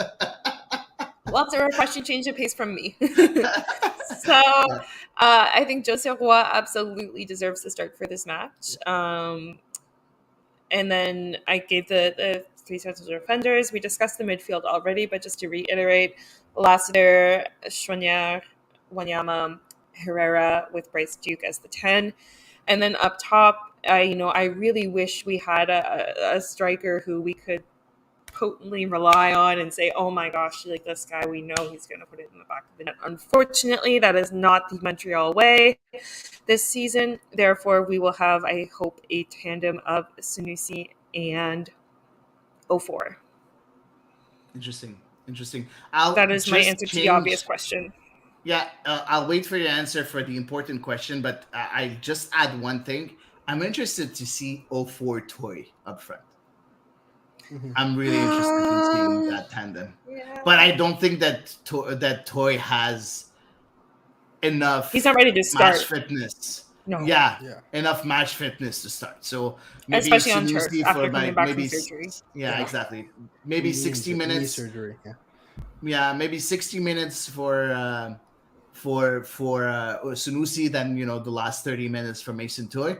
Elias, anything you want to add on the lineup, or do you agree with Yves? That's again, there's a reason why it seems to be almost unanimously agreed upon by everybody in Montreal, right? Every prediction lineup has been this since, because I think until Romel Kyoto gets back, until Samuel P gets back, I think Emmanuel Sada has found his strongest 11. As good as it's going to get.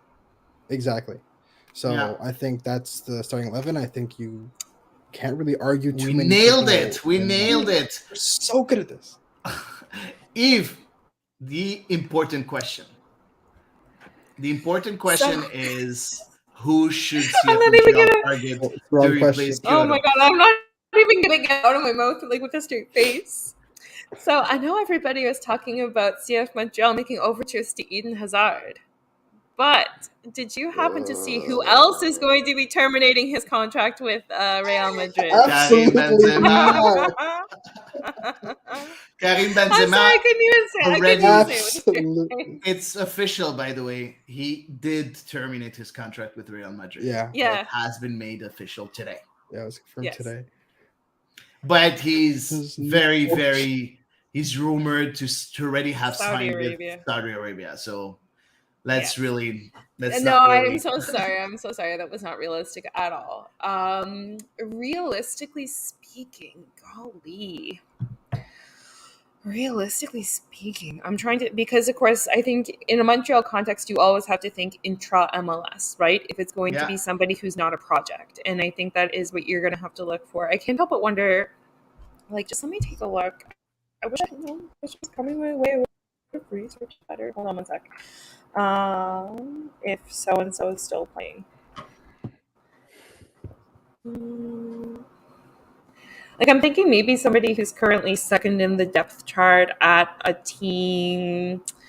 Just trying to see who's starting where. It's too bad that Christian Ramirez went to Columbus Crew because Oh yeah, but I he's think he scoring would be like interesting crazy. with the Vancouver Nah, squad. forget about him. That's Forget no, but about that's what I'm him. saying is no. That's what I'm saying.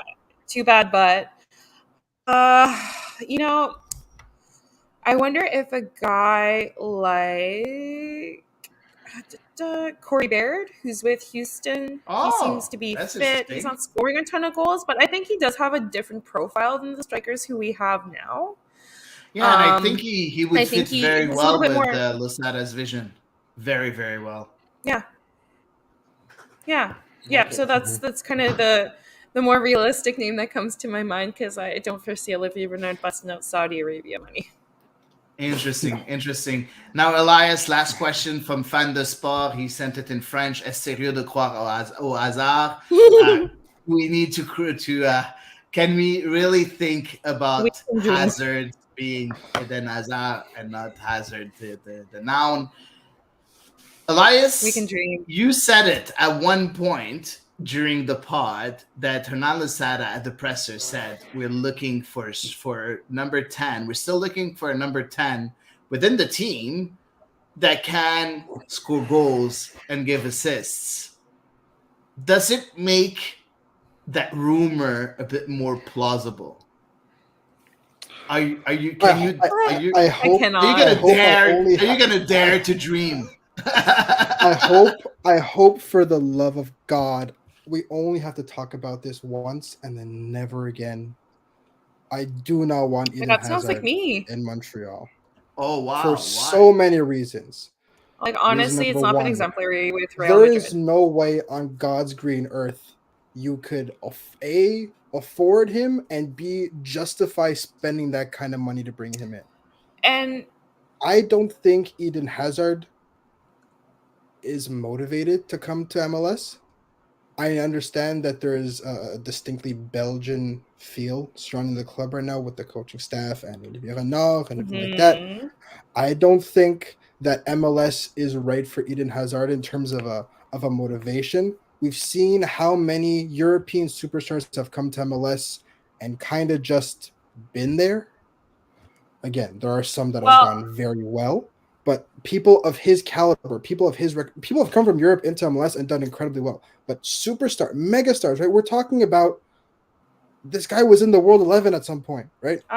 People of this pedigree coming into MLS after having had, let's face it, not the best stint in Madrid. Come into I MLS. think it's I don't only know. because he's a Madrid player that you don't like him. no, I don't I understand. actually If Karim Benzema comes to Montreal, I'm at the airport. If Eden Hazard's in Montreal, I don't see where the motivation is. Montreal has already had so many bouts with injury, had so many injury-prone superstars. He's missed, I think, as many games as he's played in a Madrid shirt. I don't see where the logic is, especially, I understand that you need a 10, and, as far as 10s go, Eden Hazard would be a great fit on paper. Someone like him would be spectacular. You bring in more people to the stadium, you bring more eyes. The Euro snobs are happy because you have an incredible former world-class caliber player on your team. You have a very creative midfielder who is, like Hernan Losada asked for, is decisive. So on paper, this move would be incredible, but I don't want to hear it. If he comes here, I mean, I'm not going to say no, but I that's don't all think good. it makes I've been any kind of trying. sense. Sorry, Okay. that's all. My rant May is I get over. my word in edgewise? Yes. I just my think rant is as over. well, Elias has feelings. I have feelings. I know it sounded almost like Don't hurt his feelings, okay? as impassioned as my angry rants, and I mean that as a compliment. If that I've been gone for 2 weeks. It's been bubbling up, oh boy, Yeah. oh my god, Let him express we've himself. unleashed Elias. One thing I would say, as I also don't put much stock to this at all. I also think that we have seen it go negatively as well when you have like a huge discrepancy in the weight. Because let's face it, Eden Hazard would command one of the top salaries in MLS for sure, 100%. Probably the top. But Montreal has had very high earners with Drogba, with Piatti. Yeah. So But- it wouldn't be new to the club to have a high earner. No, but I'm also saying that when you have one player who's like an outlier like that in a club, like let's face it, where the purse strings are tighter and the players are they're not being given necessarily like all kinds of money thrown at them. We have seen it in other teams in MLS where there can be discord in the dressing room when there is such a wild discrepancy. I agree with that, but I don't think there's one player in the CF Montreal dressing room that's unhappy with his salary. I hope not. I don't think that one player is looking at himself saying, no, I deserve a lot more. Joel Waterman was just signed a new contract with, of course, a bigger salary. Samuel Piette is paid very well. Maybe Wanyama could say something about that, like but he took a pay cut to come back, kind of. Exactly, but you know what? I'm pretty sure that Wanyama, if he would get someone of Eden Hazard's caliber, he'd be very happy too. So maybe I don't really think that money and giving him money would be a problem. Okay. Where I agree that that signing could be a bit awkward is, like Elias said, does he fit into the MLS, the very physical MLS? Yeah. Is he able to be fit for a whole season or maybe half of the season? How many games will he play? Is he able to play on that beautiful turf at Gillette Stadium? That also. But we already played in New England, so we don't really need to play anymore, right? Playoffs, Hady, playoffs. Are you not the one believing in playoffs here? Remember, I said 8th to 10th position at the beginning of the season. So you're giving yourself an out. Sorry, not this year. So yeah, so I don't know. I'm a bit on the fence on this. I think we've seen a lot of players also, because we're only looking at the bad side of European players at the end of the career, signing in Montreal or signing in MLS. But Eden Hazard is only 32 years old. He's not old, right? He's not really old. Like, he does have 2-3 years to give at the high level. I also think that not a lot of teams are really knocking on his agent's door, asking him to sign in Europe because of all the problems that he had in Madrid and his reputation that's tarnished. So I don't think he would command such a high salary as he used to have in Real Madrid. Mm-hmm. And if he's able to get behind the philosophy of Olivier Renard, if Olivier Renard is able to say, you know what, you're going to be the central figure of my project, I just need you to be, are you able to live to that hype? Are you able to, bring the team to another level? Are you able to be behind, to be the man, to be the figure of the CF Montreal in 2023 and forward? If he's able to bring him to that level, I think he could be a good fit. But that's that. I just want to be, a small. What do we say? What's the saying? A fly on the wall. Oh, fly on the wall. Hearing that discussion between Olivier Renard and Eden Hazard, in case it happens, I really want to be a fly on the wall, because I think that's going to determine if I want him in Montreal or not. It's as simple as that. Yeah. So thanks for the questions. The money, though. Yeah. Mm-hmm. We'll see. I think we have enough money right now. Yeah, I think but we have 10 million to spend. He makes like $30 million a year at Madrid.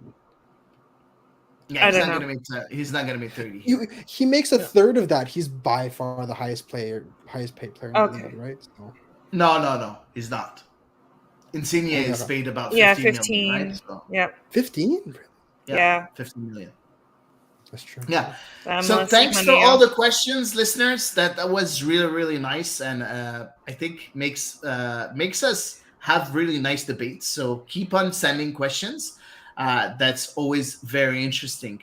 Moving on into the pod, we have a lot of things to discuss right now. Mhm. Let's talk a bit about the women's national team under 20. They just qualified for the World Cup, the U20 World Cup. Dramatically qualified. Yeah. Dramatically qualified. Let's talk a bit about the whole implication behind all that and everything that happened, because we didn't really talk about it in the last few pods. So Canada was able to finish second of their group and qualify to the semifinal, where they played the first of the other group, that was Mexico.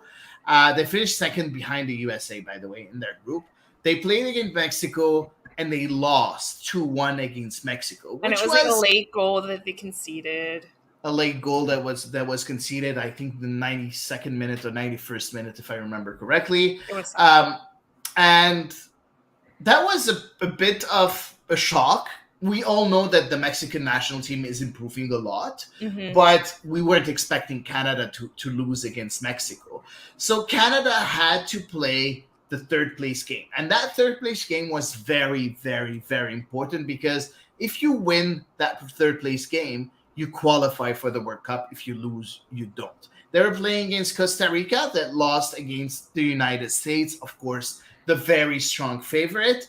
And Canada was able to manage to really clinch, like barely clinch, that qualification. Let's look at the goals. So a win of 5-3 from Canada in front of Costa Rica in extra time. Very important to specify. So let's look at the 5 goals scored by the Canadian national team. So let's start with the first goal from Ella. Marcancini finds Olivia Smith. Goes into a different gear. Now Maloof attempts the cross. Perez punches it away. Still free. And a goal.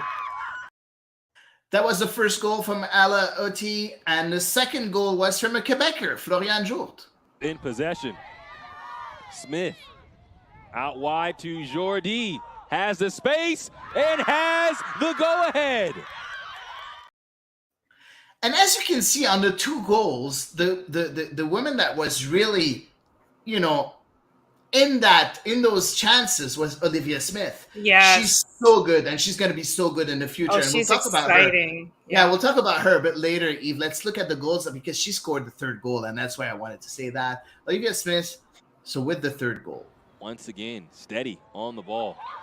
Now down for Briggs. Extra pass to Smith. And this match is tied. At that point, Canada equalized from a 3-2 deficit to a 3-3, of course, during that game. That went into extra time, and that was Annabelle Chukwu's oh my God, time to shine in a certain way. So, for real. 4th goal for the Canadian national team with Annabelle Chukwu here. Has it taken away, but Briggs wins it back. Now Chukwu! She would not be denied. That was the 4th goal for Canada, and the 5th again from Annabelle Chukwu. Chukwu steps into the box, goes for goal, and the brace makes this. And that's the kind of joy that we want to see a bit more often with the national teams. Eve, we talked a bit about Olivia Smith, how good she is right now. Oh how good is she going to be in the next few years?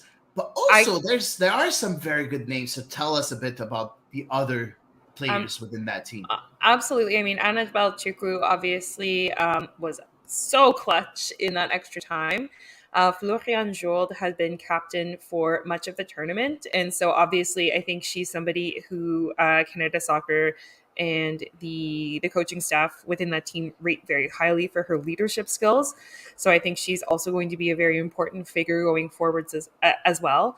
I think Olivia Smith is probably like out and out the most talented player. If you just look at raw talent, Rosa Malouf, who we had seen have a huge breakout with the U17s. She's 17-year-old.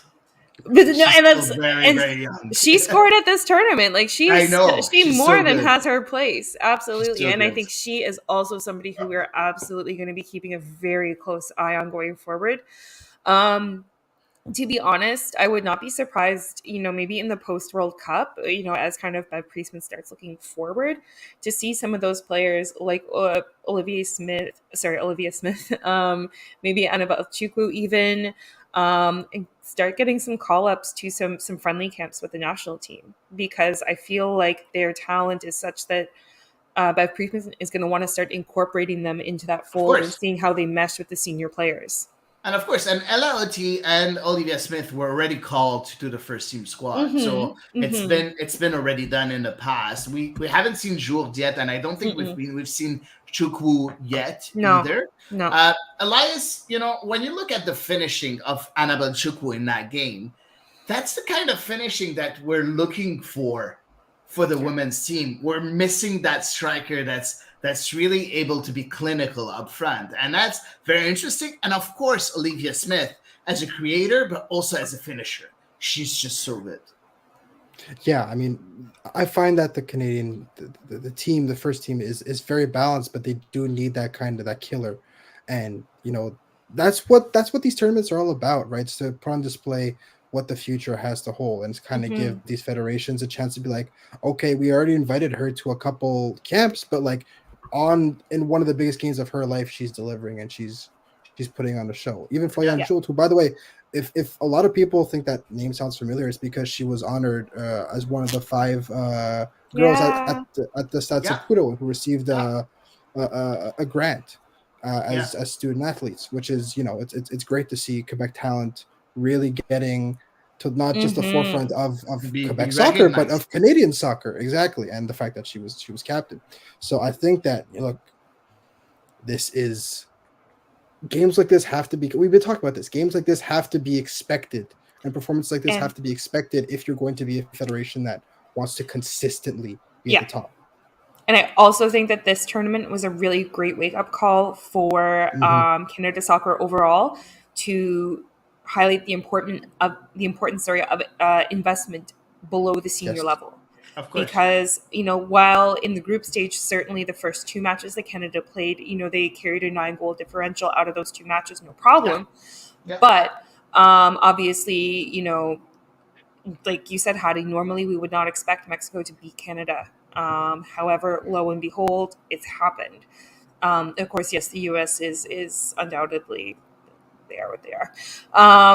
But so I think it's interesting. That's a very good transition that you're excellent. You're giving me transition a very away. Good transition. I'm sorry, but I want to say something. And we thought it was shocking for Canada to use against Mexico, but look at what happened in the final. And Mexico was able to beat the USA 2-1 today. Good point. So, and you look at Costa Rica and you're like, we only won 5-3 against Costa Rica in extra time. The United States was only able to win Costa Rica 2-1 also, to beat Costa Rica 2-1. So they had a red card, though.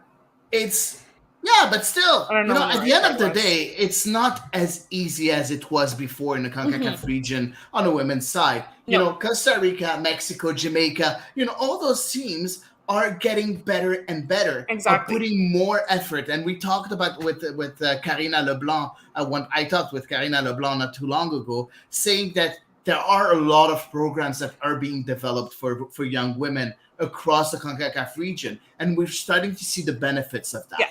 And that's what's really interesting. The other thing that I wanted to say, we talked about Olivia Smith. We talked about Florian Jourde. We talked about Annabelle Chukwu. There's another player that we're that was injured and didn't play that game, and that's Amanda Allen. Oh, She's been yes. so good, so Well, I good mean, with that she's U20 gone team. pro. She's like, really good. yeah, no, it's really unfortunate that she got injured in this tournament because she's in her first professional season. Yeah. And at such a young age, at 18 years old, I mean, that's just off the charts. I think Olivia Smith is not even 18 yet, if I remember correctly, or is it? I forget. Well, it's Rosa Malou for sure. No, she's 18. Okay. She's 18. She's 18. Yeah. Regardless, yeah, really, really unfortunate. But at the same time, I think, Amanda Allen, I feel a little bit bad because she had been with the women's senior team, and then she had been with Orlando Pride, and she went away to this. So, like, she's had a lot of soccer going on. And that's good. Yeah, I know. I just hope like she wasn't overworked and that didn't contribute to her injury. I really hope that. No, but she played in the tournament. It's just she injured, absolutely did. in the semifinal. So it's an injury. It's gonna happen in her career, and hopefully she'll but it makes me be able to bounce back very, very, very, very, very soon. But that's what's nice about it is that Canada is going to be in the U20 World Cup, and that's going to be very important for the growth of that team, for the growth of Canada as a federation. Hopefully we'll see Canada Soccer, as you said, Eve, invest a bit more in those youth programs. It's going to be very important. Talking about the national teams, we just heard finally from Canada Soccer, we heard about roster plans for the FIFA World Cup. My God, they're live. For the national team. And they said that the Canada Soccer women's national team will announce a pre-tournament roster on June 8th that will fly to Australia to participate in a pre-camp prior to the FIFA Women's World Cup. The final roster will then be announced on July 9th. So talking about investments, Eve, not only we do remember about this whole situation with the women really going to the Heritage Committee and asking for more funds being released for the women's program. Canada Soccer is finally answering by giving extra budget for a bigger squad to go to Australia. So that's a big investment. Having some games there before the World Cup. And in order, for Beth Priestman to choose between all the players that she sees in front of her. And get a final roster. I know it's not the best. It's better than before, right, Eve? I suppose. I still think both the players and the supporters are being shafted by not having any sort of send-off friendly here on home soil before the World Cup or even before that preparatory tournament. So I'm still kind of salty, if I'm being completely honest with you. Of course, but it's better than it's better than a kick in the arse. No, it's better than just saying, you know what, just give me the final roster and because they could have done that. And I think without this whole situation, that's exactly what would have happened, and it didn't. Elias, sorry, anything to add, because I know that Eve is I mean, I do think you're right. I do think, unfortunately, you're right that if players hadn't made a stink and threatened to strike, that they would have kind of just been like, okay, I guess we'll just send you off, and if no get away one's with actively paying the loss that we have to pay. Exactly. I think if they weren't really publicly shamed like that, they would have continued to do it, and that's why if you want this kind of action, this kind of improvement, you have to almost publicly shame them, because shaming them behind closed doors and shaming, corporations and federations behind closed doors doesn't really do much, right? If there's no, especially something that's in the public like this, in the eyes of the public, like a sporting team, like a national team, if it's not the hot topic that the public is discussing internally, that's not how it gets fixed. Internally, that's how it gets, pushed under the rug. So I think that, the baby steps, obviously I'd like far bigger steps, but again, like you said, it's bigger than a kick in the head. I mean, to paraphrase Eve, it's better than a kick in the head. I agree. Last but not least, let's move on to our final segment. And Elias is back, so he's going to be able to run the social media segment. But first of all, let's go with the video.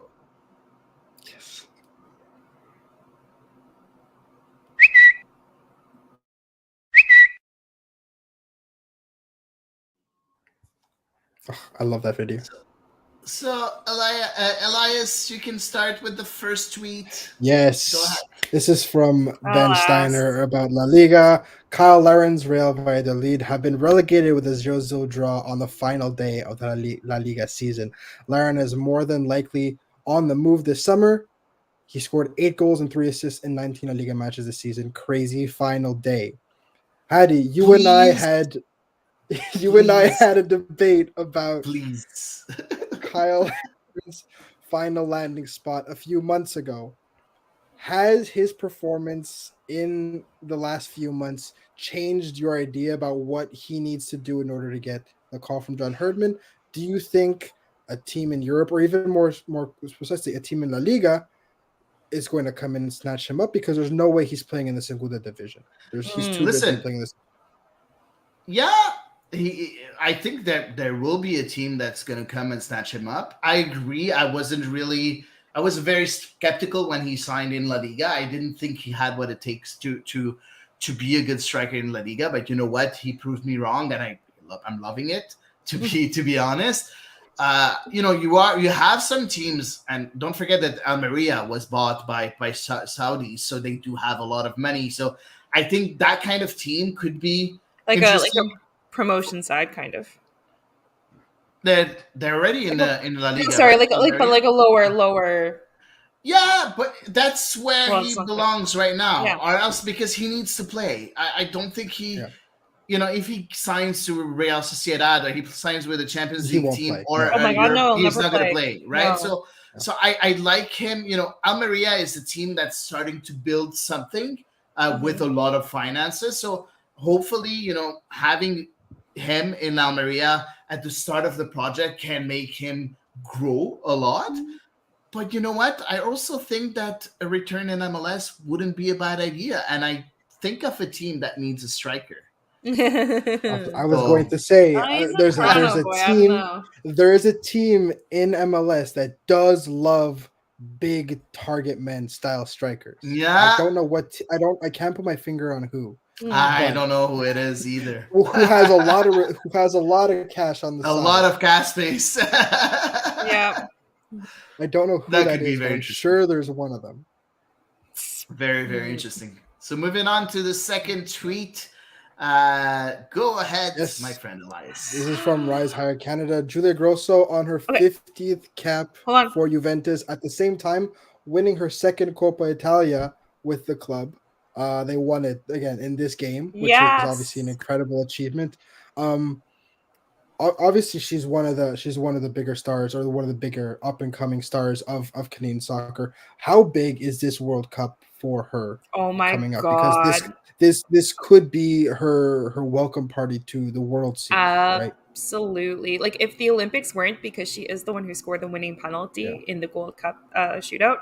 So if the Olympics were not Julia Grosso's coming out party, then absolutely I think this World Cup is going to be. She's playing so consistently with Juventus. She's, winning silverware with them. She's going to be playing, obviously, in European competitions, which is phenomenal. We love that for our Canadian national team players. No, I am so excited for her. Super momentous occasion. This is already her 4th trophy with Juventus. Yeah. She's barely been there a year. The only thing is that there's so many good midfielders for Canada, and I wonder what kind of the choices that Bev Friesman has to make are going to be so difficult. This is a good problem, though. Knowing that Christine Sinclair is playing now in the middle, she's not playing as a striker anymore. Although she is scoring like a striker, because she scored last night. She scored a great goal. Yeah, it was an excellent. Yeah, on a pass of this is a good problem from Bev Friesman, though. This is a case of having too many good options, not enough, right? So 100%. I much rather the former. But yeah, it'll be very interesting, and there's a lot of competition in that midfield. So it's gonna be there's fun. a lot of winning combinations to see from. Yeah. Third tweet. Yes, this is from Ryan Burns. This is a reply to what is the biggest what if in football history. Ryan replied, "What if Evan Bush wasn't suspended for the 2015 CONCACAF Champions League final versus Club America?" My question to the two of you is, what is your personal Montreal what if that would have, changed the club, changed the moment, that would have been that you still think about, go like, why? Oh my god, I got one. Go ahead. What's your big Can I say What? one? Like, I mean, it go kind ahead. of like ironically, because I'm not a huge fan of the hypothetical. I am a literal human being. It's So just for fun. dude, It's that's for the fun. thing. So, what if Jimmy Briand had accepted that package? Oh man, we would have sucked. I hated that player. Everybody looked at Jimmy Briand as being, wow, this starting striker that's going to be so good and so amazing. And he actually, like, he's his been career so kind of bad. did go to crap after that. Like, I think It was already crap. I'm not sure if it was like he had a very good stint with Lyon, yeah, and then he was crap. maybe. He was. Well, No, I'm telling you, well, he was crap. well, he would have been better than what Montreal had in 2018. Yeah, but he wouldn't. That he is would also have true. been a DP. Yeah, he would. Yeah, I suppose he would have been a DP. Yeah. Would have been, yeah. Hell yeah. Yeah. Yeah, but Hady, okay. Well, then I do you guess our have suffering a- I guess then to answer the question, our suffering would have been compounded. Exactly. Hady's gone ahead and answered my what if. Good job, Hady. And do you have any particular what if? Yeah. Hady? what Okay. if Benoit Chéreau signed with CF Montreal instead of Toronto FC? And I think he would have been, first of all, he would have made me very, very happy as a big Marseille fan. But also that goal scored into the 2016 Eastern Conference Finals from Benoit Chéreau that really was completely destroyed my love for him. You've made an enemy for life. That's a good Montrealer, Hady. But I still love the player. He's an amazing player. He's a consultant right now, and he's doing a fantastic job with Amazon Prime. But that's for me the biggest what if as a Montreal fan. Interesting. Elias, My biggest you have what if one? is a bit. Mine is around that time. Mine is what if Didier did extend for an extra year. no. I think it might have been the year too many, and then I feel like Yeah. we wouldn't have left like with our hearts all broken and sad. no. My mom There- still would have been happy, but I don't She's know. one woman. I right, because for how many years after he left was there always a striker issue, right? Because Nacho could have played in his natural position and wouldn't have been. He went to Phoenix, man. He went to Phoenix, and he was like, and they won the title in Phoenix. Right? Did they win? No, they lost in the final, right? They won the I thought they title. won it. I don't remember. I think they lost, but I might be. But wrong, that's my big what if. Again, I know that there's far more to that story than just he should have stayed. But that's my big what if. On the field, that would have been, because again, they missed the playoffs the year after making the conference final, right? That's not something that just happens. So that was my big what if. There we go. Yeah. Interesting. Now, So did they end moving up on. winning the championship? That's what I'm trying to find, but I don't remember. But I'll try to find. I'm fairly certain they did. I remember that they were playing if I remember correctly, they were playing Louisville, and I don't think that they won it. I think Louisville won it, but I'm. Oh yeah, Louisville won it in 2017, so it must have been. There you go. Yeah. Yeah, they made the final. So, they did not. He was a finalist in 2018. 18. Exactly. So I'm right. That's what That's Eve does usually. That's what Eve does usually. No, so for me, it's like I when just Facebook called unbridled glee. It's like I called my inner Eve. I don't know. I think it's cuter when I do it. So moving on with the fourth tweet. Yes, this is from Carlos Marcoux. Good question this morning. Could Pantemis have lost his position within Team Canada to Jonathan Sirois, with Maxime Crépeau still recovering from his leg injury? It seems like the fight for second place at the beginning of the season was between him and Dane St. Clair. Well, I mean, with Maxime Crépeau out. Okay, yeah. Okay. The fight for second string was between him and Dane Sinclair at the beginning of the season. Yeah. Yeah. Do you think, again, Minnesota's had a very strong start to the season, but do you think Jonathan Sirois managed to leapfrog the two of them, or is it now Sirois versus Sinclair for that second spot? Well, I there's think it's the Sirois guy versus that got Sinclair. called up as well, playing in England. Thomas Who's- McGill. He's entered the Playing picture for as well. he's playing in McGill. for the second. Yeah, The but I second think team like of if Brighton. yeah, Brighton, exactly. I think like if we're looking at say the upcoming window, probably Sirois just as a matter of form. But if you're looking at the bigger picture, I think it would probably, assuming Pantemis, gets games again, I think it would revert to Pantemis because we know that John Herdman has certain players in his. Mind you, if Maxime Crépeau comes back from injury and everything like that, then I think it's going to be Borja, Sinclair, Crépeau. Oh yeah. In not necessarily in that order. I'm just throwing names out. For the three, yeah. But yeah. But talking about, don't forget that Sirois has been called up with the preliminary roster, and Pantemis hasn't been. When you look at John Herdman, he chose a lot of players that are currently injured. So he had the choice of choosing James Pantemis, even if he was injured.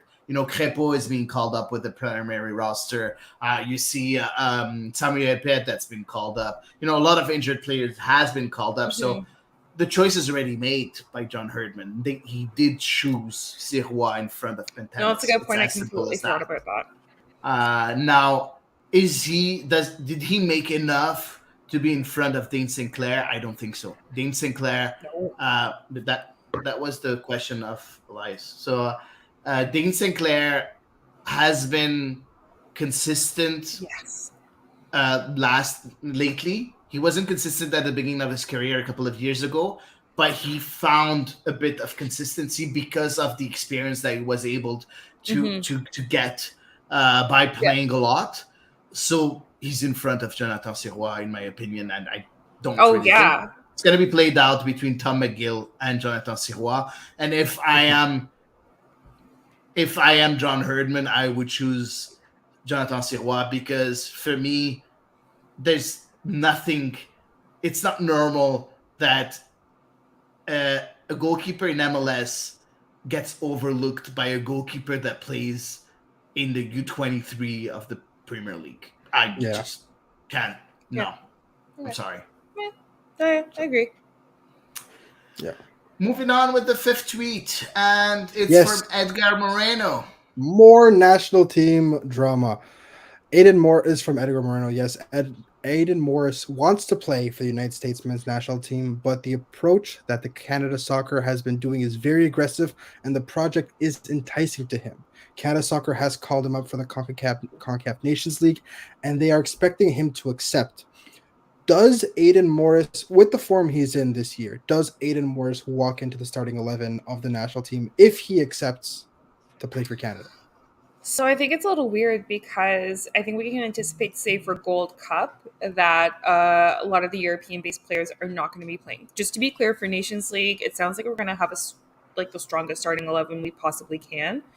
Therefore, I'm going to go ahead and say no for Nations League. But for Gold Cup, where we can kind of expect it to be more North American-based players, thinking from the striker perspective, is close, I would say. Definitely. Sorry, now I'm having an internal debate in my head. While the debate rages on in Eve's head, Hady, what do you think about Aiden Morris's walking into be it in the Nations League, if you feel so inclined to a hot take, or for the Gold Cup? What do you think? You know me and the hot takes. Aiden Morris is a Canada Soccer starting 11 guy. Whatever the squad that's chosen by John Herdman. Over Jonathan David. Aiden Morris is his wrong Morris. That's sorry, Morris. my God. Oh my God. My brain. Over Jonathan. No, Jonathan Osorio is still injured. Over Steven Eustáquio. No, he's going to play with Steven Eustáquio. So Okay, over Atiba Ismail Hutchinson Kone. is- Yes, or over Atiba Ismail Kone. Hutchinson. Yes, Has Atiba over Hutchinson Atiba retired? Hutchinson. He hasn't retired from the national team yet. No. Yeah, No, no, he's he's still not. alive. He's not. He's not retired. He just scored a But penalty the other day. right now, for me, Aiden Morris next to Steven Eustachio when you're playing big games is a must-have. As simple as it's hard for me to say this, but I'm gonna say it either way. For me, Aiden Morris is an evolved Samuel Piet. I was. No. If you were gonna say it, I was. If you were gonna say it, I was. I think I love it's a Samuel modern- Piet. Yes. It's a modern Samuel Piet. He's the Yes. kind of player that does a great job winning the ball, recuperating the ball, playing the anchor man position, but also he's very, very good bringing the ball forward, carrying the ball forward, but also he does score, he does give assists, he's a complete player. Now, he's not going to be your creative midfielder. He's never going to be that creative midfielder, but the oomph that he brings for his team on the pitch is so important. And playing next to Steven Eustachio would give Eustachio a lot of liberty to create and to play deep. And for me, that's a tandem that I want to see as a double pivot in a national team. That's exactly the tandem that I want to see in a national team. Ismail Kone is something different. Oh yeah, no, for me, it all depends who you're playing against. If you're playing against a team that has a lot of strength in their attacking third, then we need an Aiden Morris. If you're playing a team that's going to play a bit more compact and just going to wait for waves, then Ismail Kone is the player to have in the midfield. Well, so that's for me the analysis that I have. Go ahead, Yves. Sorry. Well, my question to you back would be: would you insert him into your starting 11 for a do or die semifinal against 100%. who we know will be Panama? 100%. Why is this bold? Panama? 100%. Because Panama is not the hugest attacking force in the history of CONCACAF. Yeah, but they're so physical. You need someone that's going to be very, very physical. And Aiden Morris is gonna bite them. He's gonna bite them. It's gonna be amazing. We have not need another Suarez incident, please and thank you. From the games I've seen of him this year, he's also very good at recycling the ball, right? So if they do get in trouble, if they do get people do get in common possession, he is a very effective reset button. And let's face it, the back line technically is not super strong, right? If you have people like Alistair Johnson, you have people like Joel Waterman, you have people like Steven Victoria who are good with the ball, but as resets are not the best. Someone like Aiden Morris is that good that he can recycle the ball, he could switch play, he can keep it if need be. So guys, I'm in line with Hady. Okay, I haven't even gotten to the fact that he's a very exciting future in front of him. He is arguably, in my opinion, he's one of the best central midfielders in MLS. And right now. I think he's probably the most exciting prospect. Yeah. Again, this is all hypothetical. Should he choose to play for Canada, this is probably one of the most exciting players, up and coming players for Canada right now. Look at the midfield that we would have: Ismail Kone, Steven Eustachio, Aiden Morris. That's the midfield that you're gonna have for the next 10 years. And that's of course you do have Kay, you do have Osorio, you do have Piet, you do have those players that are very good as a rotation players. So I love it. That would be a big coup for John Herdman and the Canadian national team. The only thing that I wanted to add, I'm just gonna correct a bit, Yves, about the Gold Cup. If the player are called up, the clubs don't have a say in this. No, it's a continental competition. Yeah, no, completely agree with you. But I think historically speaking, though, we've seen John Herdman leave most of the European-based players to the side, like guys like Alphonso Davies, for example. It depends which World Cup, right? Which Gold Cup? If it's the Gold Cup just before the World Cup, yes. Yeah. But it's not the Gold Cup before the World Cup. So if it was in 2021, I agree with you. Like we Mhm. But saw. because in it's tennis. 2023, usually it's the big players I that are there. suppose. Yeah, So- okay. I'm too old to remember 2019. My long-term memory doesn't go back that far anymore. I've tickled my brain or something. So I'll Google who all showed up to 2019 after we wrap up. So perfect. So I think that's it. Thanks, Elias, for those amazing Thank you very tweets. much. Thanks for There's choosing some them good discussion. carefully. Yeah. Guys, I know we've had a very, very, very long pod, and I'm sorry about that. We had so much to say, and I think we miss each other in a certain way. That So too.